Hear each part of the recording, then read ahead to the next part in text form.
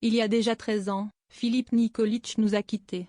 L'ancienne star des 2B3 a tragiquement disparu alors qu'il était le papa de Sacha, seulement âgé de 4 ans à l'époque. Aujourd'hui, l'adolescente a bien grandi et se démarque sur Instagram avec son allure de mannequin et sa grande. Samedi 28 mai 2022, Nikos Aliagas présentait un nouveau numéro de 50 Inside et la story de la semaine dans l'émission était consacrée à Philippe Nikolić, l'idole des années 90 au destin. Impossible de ne pas se souvenir du beau brun qui a fait partie du groupe Les 2B3, et en était même le leader, et qui est décédé en 2009, à l'âge de 35 ans. Philippe Nikolić a laissé derrière lui son ex-compagne Valérie Bourdin et leur fille Sacha née en 2005. 13 ans après la disparition de son père, la jeune fille aujourd'hui âgée de 17 ans a bien grandi.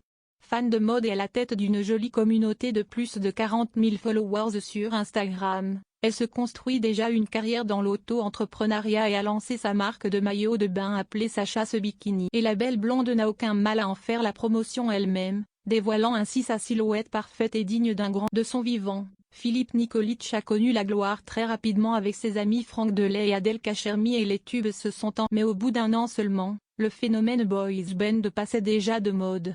Alors, en 2000, après la sortie de leur 3e album, les 2B3 se sont inévitablement séparés. Une retombée dont Philippe Nikolić ne se remettra jamais.